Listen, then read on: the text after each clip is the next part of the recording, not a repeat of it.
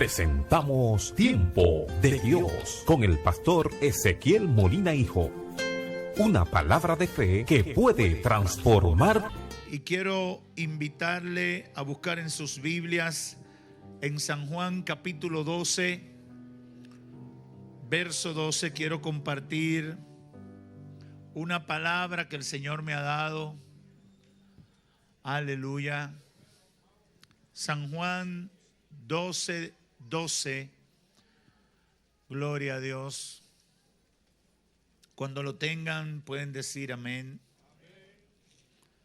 San Juan 12, capítulo 12, verso 12 en adelante.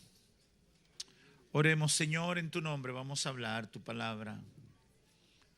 Necesitamos tu dirección para poder hablar adecuadamente, comunicar adecuadamente el mensaje que ha salido de ti. Espíritu Santo, completa tu obra en la vida de cada oyente, dentro y fuera de este templo. Manifiesta tu poder y tu gloria, trayendo sanidad, salvación y liberación. En el nombre de Jesús declaramos por fe que la palabra no retornará vacía, sino que producirá fruto abundante para la gloria de Dios. Amén.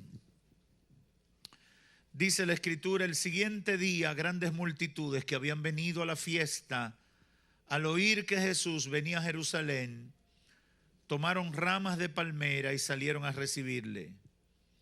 Y clamaban: Hosanna, bendito el que viene en el nombre del Señor, el Rey de Israel. Y halló Jesús un asnillo y montó sobre él, como está escrito: no temas, hijo de Sión, he aquí tu rey viene montado sobre un pollino de asna. Estas cosas no le entendieron sus discípulos al principio. Pero cuando Jesús fue glorificado, entonces se acordaron de que estas cosas estaban escritas acerca de él y de que se las habían hecho. Y daba testimonio la gente que estaba con él cuando llamó a Lázaro del sepulcro y le resucitó de los muertos. Por lo cual también había venido la gente a recibirle, porque habían oído que él había hecho esta señal. Pero los fariseos dijeron entre sí: ¿ya veis que no conseguís nada? Mirad, el mundo se va tras él. Amén. Pueden sentarse.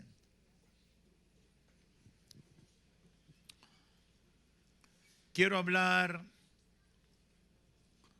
por segunda oportunidad con el tema la tragedia de un pueblo que no conoció al Señor, a su Salvador.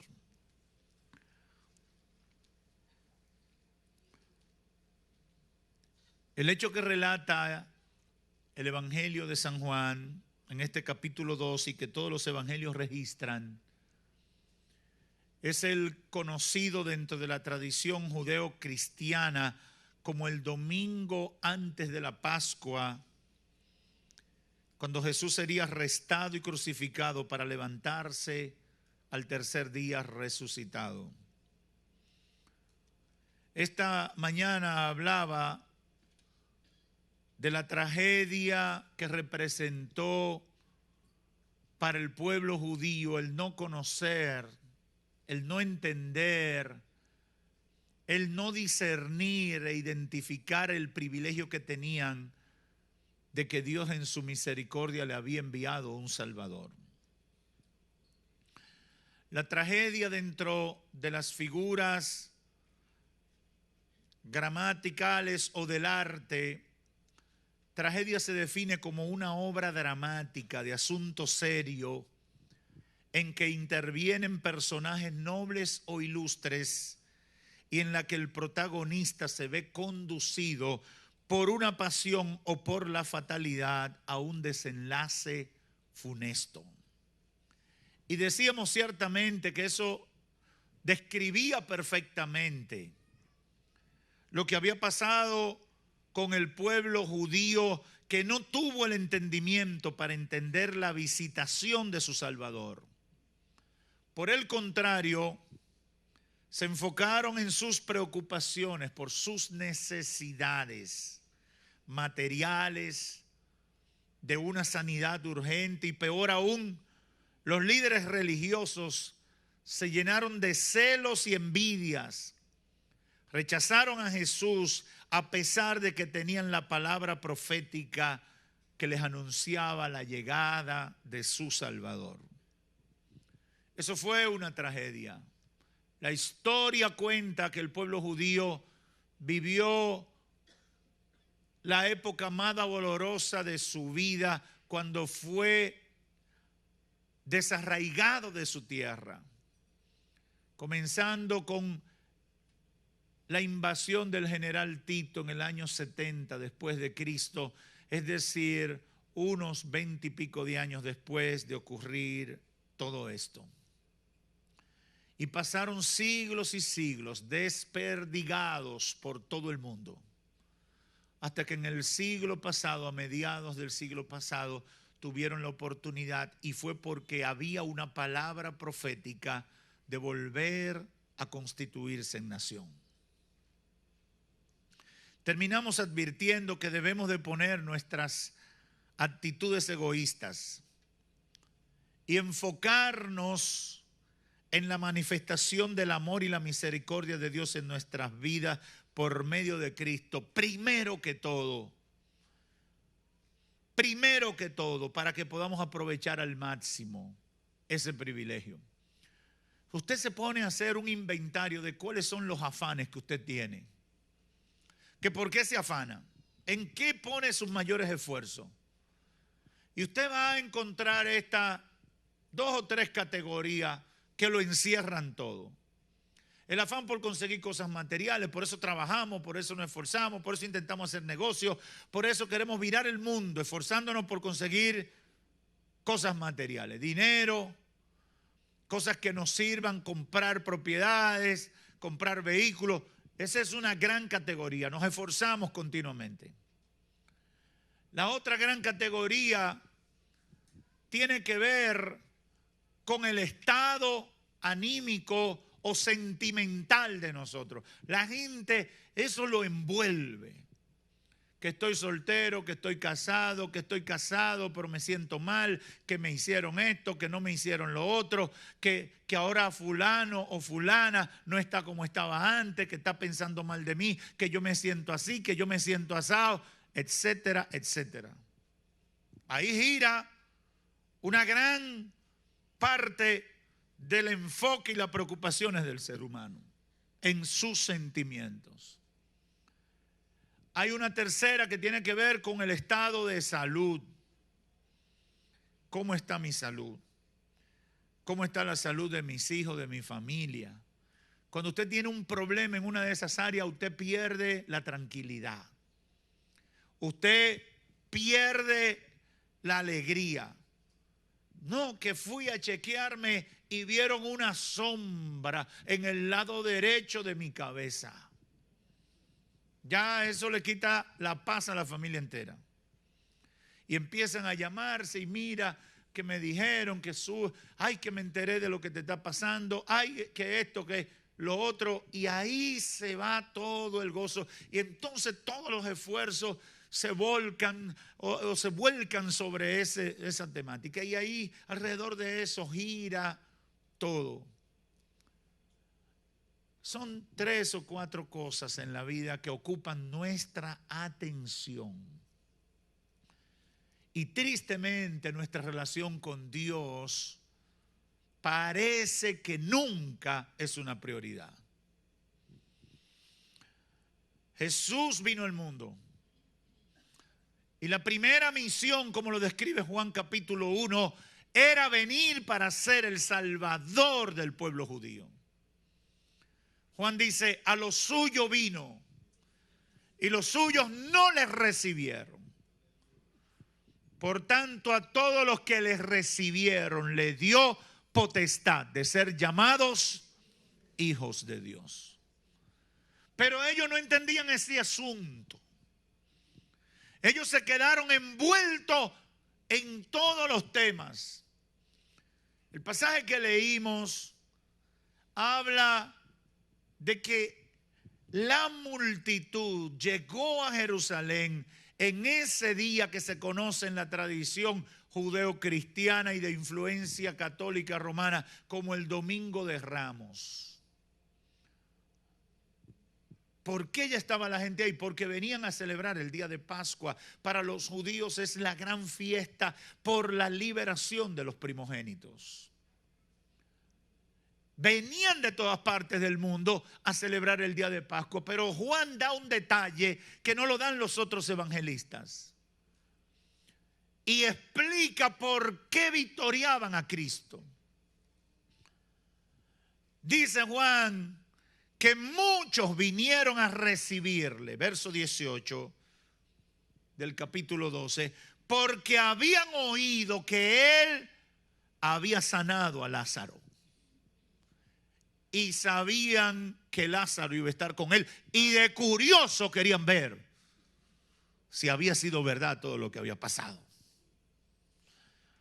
Eso explica todo el ambiente y el jolgorio con el que reciben a Cristo. Y eso valida lo que estamos planteando desde esta primera entrega. Y es que la gente estaban dándole una bienvenida de rey a Cristo, una bienvenida alborotada a Cristo, pero no estaban conectados con el propósito con el que Cristo vino al mundo. Tenían el interés de un Mesías político. Tenían el interés de uno que sanara sus enfermedades. Tenían el interés en alguien que le diera esperanza frente a una circunstancia dentro del balance de poder que había en la sociedad. Pero no estaban buscando al Salvador. Porque así somos los seres humanos. Dios está en el último lugar. Solamente pensamos en Dios cuando nos estamos muriendo. Cuando se nos cierran las puertas. Cuando se nos tranca el juego, entonces pensamos en Dios.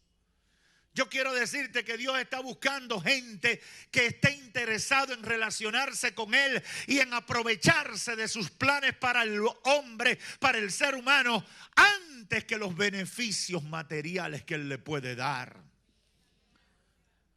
Porque de lo contrario, a Dios no le interesa que tú vengas solamente buscándolo por una necesidad que deseas llenar y no te interesa nada de lo que Él realmente quiere hacer contigo.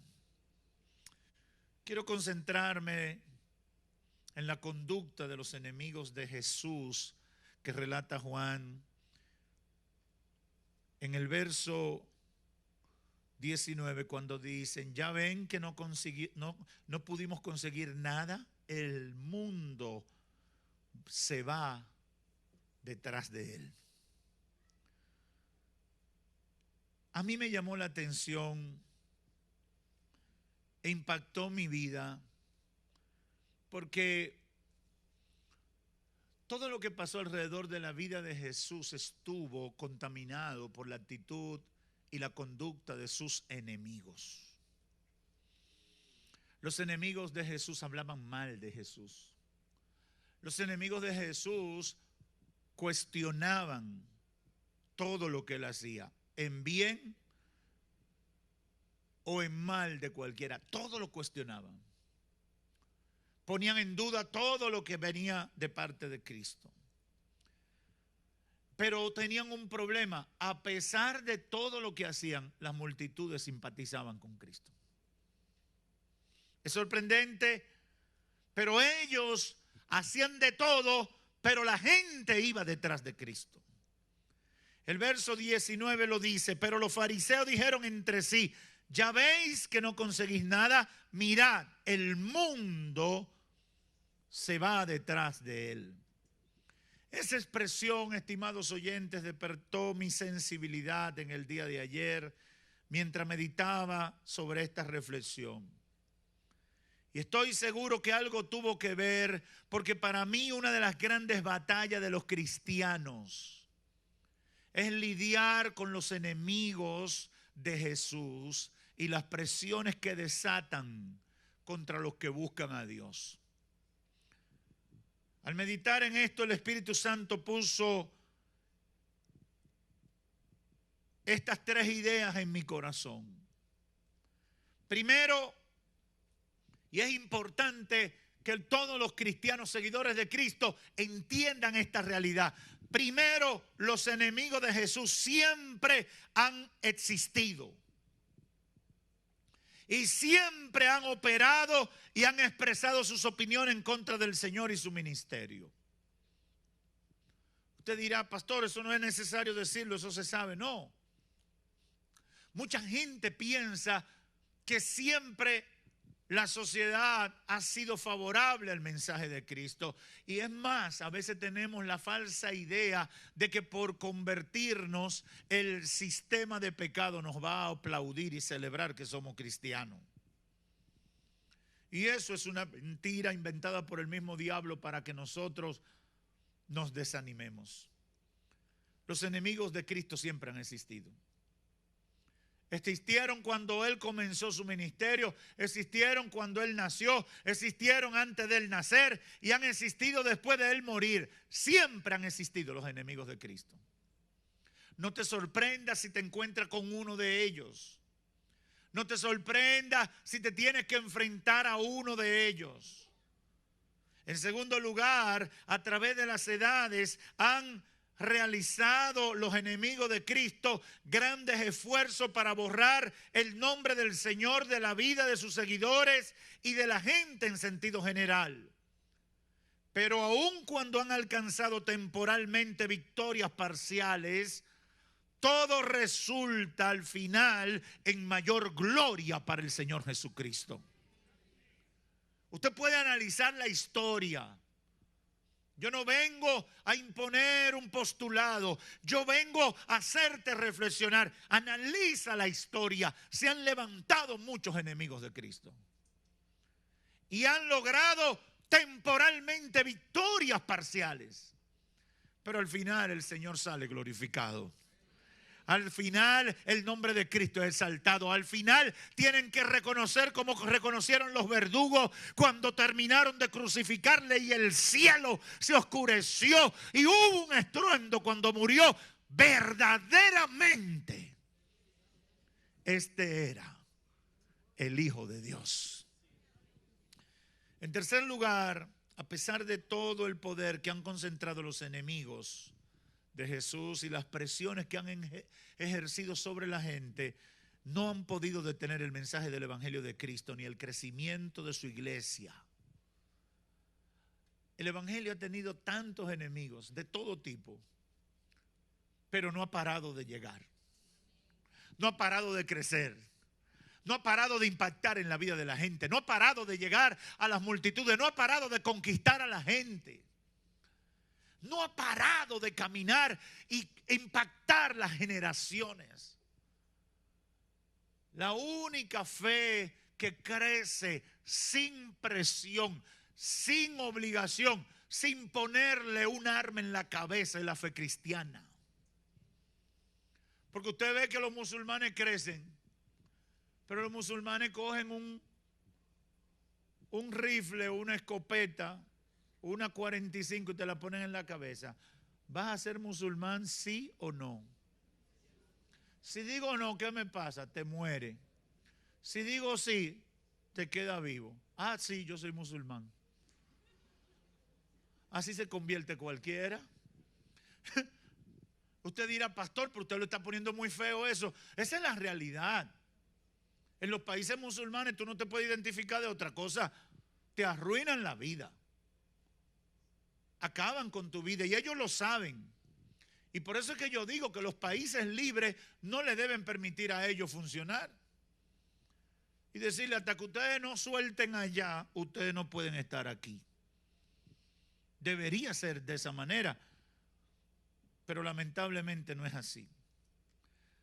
Creo que estas tres verdades deben estar presentes porque nos aterrizan en nuestra comprensión de lo que yo he llamado la tragedia del pueblo que no conoció a su Salvador. ¿Por qué? Porque los enemigos de Jesús siempre han existido. A través de las edades han hecho esfuerzo por borrar su nombre y no han podido. Y a pesar de toda la presión, no han podido detener el avance del Evangelio de Cristo ni el crecimiento de su iglesia. Eso tiene que estar claro en nosotros. No importa cuántos enemigos tú hayas visto, no han podido detener la obra del Evangelio. No importa cuántas mentiras se rieguen de Cristo. ¿Quién se recuerda de Dan Brown? Hace como 10 años, creo que fue, publicó su novela. Un boom de librería, un bestseller. Publica su novela y salta con disparate tan grande como que Cristo tenía una mujer y que María Magdalena y que el santo crial, qué sé yo qué, y tantas cosas, ¿verdad? Y la gente estaba loco, como que había descubierto lo más grande, como que descubrió la inmortalidad del hombre. Y todo el éxito de librería. Una novela que era una obra fantasiosa de ficción. Y la gente quiso acogerlo como que era un libro que había descubierto un gran misterio no revelado. Y se abalanzaron contra eso. Mucha gente ni siquiera sabe quién es Dan Brown. Y solamente han pasado 10 años. Pero todos los días la gente se sigue convirtiendo a Cristo. Todos los días la gente sigue hablando de Cristo. Todos los días la gente sigue dando testimonio de Cristo. ¡Aleluya! Creo que esto es importante para los cristianos viejos. Creo que es importante para los cristianos jóvenes. Y creo que es muy importante para los cristianos que son de sentimiento, pero no han dado el paso de fe. Aquellos que se vuelven vulnerables ante manifestaciones anticristianas o rechazo a los principios del Evangelio por algunas personas, pueblos, ciudades y gobernantes. Tienes que saber que aunque han existido siempre enemigos, no han logrado su propósito, porque el nombre de Cristo sigue siendo exaltado y glorificado por millones de personas en todo el mundo. ¿Cuántos esfuerzos habían realizado los enemigos de Jesús para que el pueblo los rechazara antes de esa entrada triunfal a Jerusalén? Si usted analiza los evangelios, confirmará que prácticamente durante 3 años estuvieron desarrollando estrategias, cuestionando sus milagros, desautorizándolo porque no tenía el reconocimiento de ellos o no era de las familias privilegiadas de la época. Estuvieron en una permanente campaña de descrédito en su contra, atormentando psicológicamente a sus más cercanos colaboradores. Yo no había analizado en detalle este hecho, pero todo el mundo sabe que cuando a Cristo lo arrestan y los llevan delante de las autoridades, dice la Biblia que todos sus discípulos salieron huyendo, ¿verdad? ¿Cuántos sabían eso? Marcos 14:50 lo dice. Entonces todos los discípulos, dejándole, huyeron. Y yo me preguntaba, ¿y por qué huyeron? ¿Por qué huyeron tan fácil? ¿Por qué los discípulos abandonan al Señor? Muy simple, lo pude entender al estudiar este pasaje. La huida de los discípulos cuando Cristo es arrestado es el punto culminante de todo un periodo largo y extenso de presión mediática en contra del Señor. Ellos pasaron todos los años en que Cristo estuvo en la tierra, se la pasaron siendo atacados por la gente. Por estos enemigos, cubiertos o al descubierto o encubiertos. Y cuando lo arrestan, lo que vino el pensamiento de los discípulos es: lo lograron, aquí se acabó todo. Por eso huyeron tan fácil. Porque no todo el mundo soporta la presión mediática en contra de ti o de lo que tú representas. El ser humano quiere ser aceptado. Por alguna razón los seres humanos les gusta o sienten la necesidad de ser aceptados por el grupo. Es una tendencia de los seres humanos. Y estos discípulos que se pasaron 3 años y pico siendo parte de la crítica permanente. Cuando eso no había radio, no había televisión y no había internet. Pero estaba la lengua de la vecina. El rumor público. El que están diciendo por allí. Y cuando arrestan a Cristo, dice claramente Marcos 14:50, todos dejándole huyeron. Esta semana escuché el discurso del renunciante presidente del Perú. Y me llamó la atención, vino a mi memoria cuando estaba preparando esta reflexión, algo que dijo ese presidente mientras leía su discurso de renuncia. Dijo algo como esto. Dijo que no soportaba el acoso de las mentiras que hablaban contra él, porque éstas habían impactado a los empleados de su casa. Y él ya no soportaba que los mismos empleados de su casa estaban creyendo todo lo que decían de él. Yo no había escuchado un político de ese nivel decir una cosa como esa en público. Lo había escuchado en privado, pero no había escuchado atreverse a hacer una declaración así en público, porque ahí estaban mostrando su vulnerabilidad. Ese señor, expresidente ahora de Perú, dijo, no soporto la presión de que aún mis empleados están dudando de mí. Eso le puede dar a usted una idea de lo que vivieron los discípulos.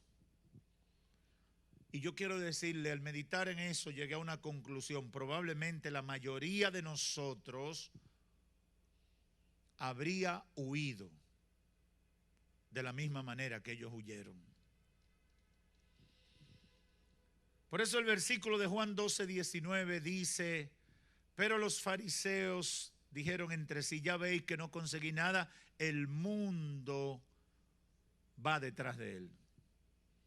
Ese es el mensaje. Ese es el mensaje. A pesar de lo que hicieron los enemigos, el mundo va detrás de él. Aleluya. A mí me estremeció. Tenía horas meditando en la palabra hasta que el Espíritu Santo puso mis ojos aquí. A pesar de lo que le hicieron, las multitudes le seguían. A pesar de la maldad, el veneno de las palabras que hablaron en contra de él, la gente iba detrás de él. ¿Usted sabe por qué? Porque en Jesús había algo que la gente le hacía bien. La gente decía, me pueden decir lo que me digan, pero yo sé, en Él hay una autoridad que yo no encuentro en otro. Me pueden decir lo que me digan de Él, pero cuando Él me habla, habla mi corazón siente su palabra. Aleluya. Me hablan mal de Él, pero lo único que veo es hacerle bien a la gente. Me hablan mal de Él, pero lo único que veo es a los ciegos ver.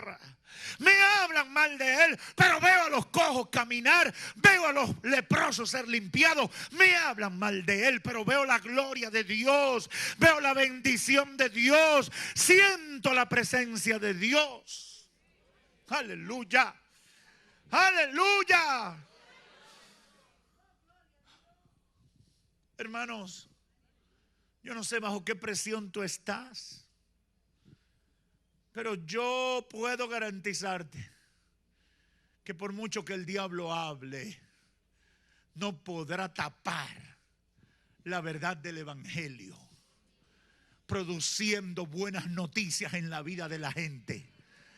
Porque el evangelio es como el sol. Pueden aparecer nubarrones, pero no impedirán que esté brillando para alumbrar durante el día de la vida.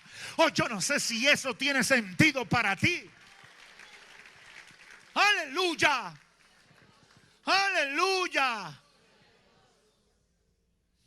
Los enemigos de Jesús, y esto me llevó a un par de conclusiones que dejo con ustedes en esta hora. Los enemigos de Jesús no tienen capacidad ni posibilidad de impedir que la gente siga convirtiéndose a Cristo y recibiendo el mensaje del evangelio. No importa, sea con mensaje de un tipo o de otro, no importa. No tienen pólvora para detener el evangelio. No tienen cañones para detener el evangelio. No tienen bombas para detener el evangelio. Yo no sé si usted ha visto unos tanqueros que hay que le tiran bomba y ellos siguen para adelante. Y le explotan bomba y ellos siguen para adelante. Y le tiran con bazooka y ellos siguen para adelante. Y le tiran tiros, pero los tiros no le entran. Así es el evangelio. Venga lo que venga, salga quien salga, haga lo que haga el diablo, como quiera seguirá avanzando el evangelio de Cristo. Los enemigos de Cristo no tienen cómo detener su obra ni su mensaje. Desde los reyes babilonios, desde los reyes egipcios, desde los medos y los persas, desde los emperadores romanos, los fariseos y los escribas, los comunistas y marxistas del pasado y del presente, los ateos, los gnósticos y todos los que se han levantado en contra del evangelio de Cristo, todos los enemigos de Dios y de su Hijo Jesucristo han tenido que reconocer que sus esfuerzos para destruir, silenciar o desaparecer al pueblo de Dios han sido infructuosos. No han tenido resultado. Y cuando yo recibí esta palabra dije, aleluya, aleluya, aleluya. Y hay gente que necesitaba hoy escuchar esto. Aleluya, no han podido detener el evangelio. Se cumple la palabra de Cristo cuando dijo, las puertas del infierno, las puertas del Hades, las puertas del diablo y sus demonios no prevalecerán contra la iglesia. Recuerdo las palabras que declararon contra el pueblo judío. Mientras más los oprimían, más se multiplicaban. Mientras más los pisaban, más se multiplicaban. Aleluya, aleluya. ¿Cuántos esfuerzos en nuestros tiempos han hecho los Illuminati? ¿Cuántos esfuerzos han hecho los promotores del nuevo orden mundial? ¿Cuántos esfuerzos han hecho los neomarxistas? Y usted dirá, ¿y qué es eso, pastor? Te aclaro. Los neomarxistas, y de eso voy a hablar un día de esto en detalle, han envuelto la tiranía que promovió esa corriente en contra del evangelio de Dios. Lo han envuelto en unos discursitos simpáticos y bonitos en favor del medio ambiente, de los derechos civiles, la diversidad, la inclusión, la no violencia contra la mujer y el respeto a la libertad de expresión. Todo eso suena bonito. ¿Cuántos no están de acuerdo con eso? La inclusión, la diversidad, el medio ambiente, el agua. Usted no ha visto que es un paquete. ¿Usted no se ha dado cuenta cómo eso se ha puesto de moda? Y en todo ese país, la diversidad. De que le dicen diversidad, están hablando de aquello. La inclusión. Que nadie se te quede afuera. Pero ahí adentro, en ese paquete, tristemente, porque están usando aparentemente buenas causas para de manera secreta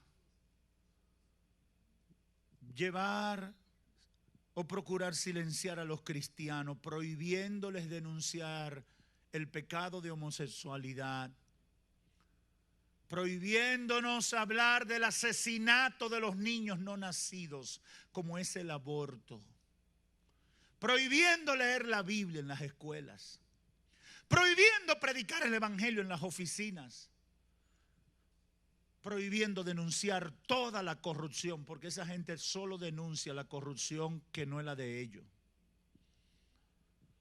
prohibiendo denunciar toda la inmoralidad. Hay que prestar atención.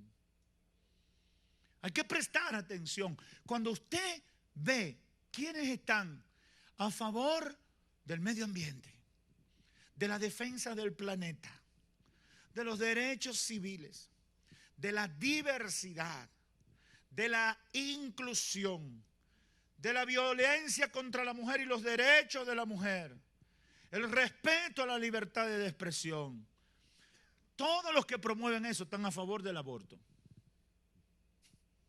Búsquelo, están en los periódicos. Todos los que promueven eso y salen con esas banderas están a favor de los movimientos LGTB. Es un combo. Porque siempre el padre de la mentira, el diablo, siempre ha envuelto sus mentiras con un ropaje que parece atractivo y necesario. Yo no estoy en contra de que cuidemos el medio ambiente. Yo no estoy en contra de que cuidemos a la mujer. Yo no estoy en contra de que seamos identificados con la libertad, la necesaria libertad y los derechos de los marginados. Pero yo no me voy a dejar engañar que en medio de esa campaña me incluyan la perversidad que soterradamente quieren imponer. Al final están en contra de Cristo. Al final están en contra del Evangelio, los valores morales y espirituales que le han dado sentido a la humanidad. Como no pudieron por la fuerza, ahora están con la palabra, con el discurso, con la filosofía, cambiándole la mentalidad a la gente. Pero yo quiero decirle que nada de eso ha podido detener al Señor.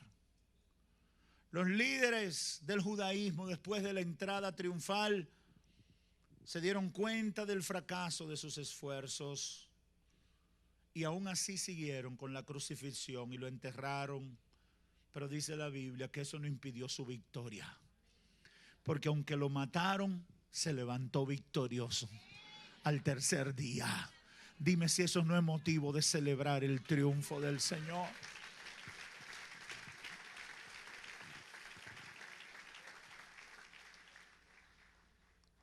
Pero los fariseos dijeron entre sí: ¿ya veis que no conseguís nada? El mundo se va tras él. Yo no sé si tú vas a recordar mucho de lo que yo he dicho en este mensaje, pero que no se te borre ese verso 19 de San Juan capítulo 12. Pero los fariseos dijeron entre ellos: ¿ya ven que no conseguimos nada? El mundo se va detrás de él. Aleluya, aleluya, aleluya. Dile al diablo: ¿ya ves? ¿No conseguiste nada? Yo sigo al Señor con toda mi fuerza. ¡Aleluya! ¡Aleluya! ¡Oh, gloria a Dios! Eso debe llenar a los cristianos de fe. Debe renovar nuestras fuerzas. Debe motivarnos con más pasión servirle al Señor. Debe avivar el fuego de Dios en nuestra vida. Debe despertar la pasión por ganar las almas para Cristo. Debe despertar el ánimo para testificar de la obra del Señor en nuestras vidas. Recordar esas palabras que relata Juan. Ve que no conseguís nada. El mundo se va tras él. Óyeme, nos pueden cerrar las emisoras. Nos pueden cerrar el canal de televisión. Nos pueden sacar de internet. Usted sabe que en Facebook y en Twitter, si usted predica muy claro y habla en contra de todas esas perversidades, lo sacan. Yo no sé a cuánto le ha pasado, te controlan. Porque tú no puedes hablar en mal de eso. Porque piden libertad, hablan de los derechos de los demás y de los grupos marginados, pero son tiranos. Son dictadores. Son dictadores. Vaya a Estados Unidos y habla en contra de los LGTB. Gracias a San Obama. A usted lo meten preso. Y en varios países de Europa le pasa lo mismo. Yo creo que todo el mundo se merece el respeto como persona, pero yo tengo la autoridad, yo tengo el derecho de decir que tú estás equivocado conforme a mis creencias. Pero no, los enemigos de Cristo no se contienen con decir, con soportar la diferencia. Ellos te quieren callar. Óyeme, no te calles. No te calles. Si tienes que entregarle tu vida, entrégasela, pero que el nombre de Cristo sea glorificado a través de ti y a través de tu mensaje. No podrán callarlo porque como quiera la gente buscará a Dios. Eso me llena a mí de gozo, eso me ministró poderosamente a mí, porque tengo la convicción de que aunque los enemigos siempre han existido y aunque siempre han logrado victorias parciales, no han podido detener el evangelio. ¿Usted sabe cuánta oposición ha tenido el evangelio desde el siglo I hasta este siglo XXI? Y no se ha detenido. Al contrario, crece, crece, crece, crece, crece, crece, crece, crece, sigue creciendo, sigue creciendo, sigue creciendo. Han hecho de todo, pero sigue avanzando, sigues avanzando. Por eso hay un corito que me viene a la memoria que dice: en pruebas y en las luchas, la iglesia sigue caminando. Y en pruebas y en las luchas, la iglesia sigue caminando y no se detendrá, porque la iglesia sigue caminando. Oh, gloria, aleluya. La iglesia sigue caminando y no se detendrá. La iglesia sigue caminando. ¡Ja! Aleluya. No prosperarán los planes de los enemigos de Jesús. ¿Usted sabe por qué? Porque el mensaje de Cristo le llega a la gente. Es un mensaje verdadero, no es un montaje publicitario, no es una moda. Es la respuesta a la necesidad interior del ser humano. Es la verdad eterna. Es la verdad de los siglos por los siglos. Por eso termino diciéndole a los amigos y a las amigas, con mucho gozo le digo en esta hora, vale la pena servirle al Señor Jesucristo. Vale la pena recibir a Cristo como Salvador de nuestras almas. No convirtamos nuestra vida en una tragedia. No dejemos que nuestra vida en esta tierra pase con la etiqueta de tragedia. Cambiémosle el resultado a nuestra vida. Y que al final haya una poderosa victoria diciendo: pasó por esta tierra, pero un día le entregó su vida a Cristo Jesús y terminó en victoria. Y como dijo Billy Graham, si preguntan por mí, no digan que morí, digan que me mudé. Me fui al cielo a morar con mi Señor. Amigo y amiga, muchos opositores se han levantado para borrar la memoria y el mensaje del Señor, pero no han podido. Hoy más que nunca estamos predicando el Evangelio. Hoy más que nunca estamos ganando almas para el Señor. Cristo sigue vivo y en medio de la oposición, las estrategias satánicas en contra de la fe y los valores cristianos, el diablo no ha podido ganar porque el Evangelio de Cristo sigue alcanzando. Se repite la historia de San Juan 12:19. Y decían entre sí: ya ven, no conseguimos nada. El mundo se va detrás de él. Que Dios te bendiga. Hemos presentado Tiempo de Dios con el pastor Ezequiel Molina Hijo. Esperamos que este tiempo haya sido una bendición para ti. Te invitamos a nuestra próxima presentación. Si quieres comunicarte con nosotros, envía un correo electrónico a eltiempodedios@gmail.com.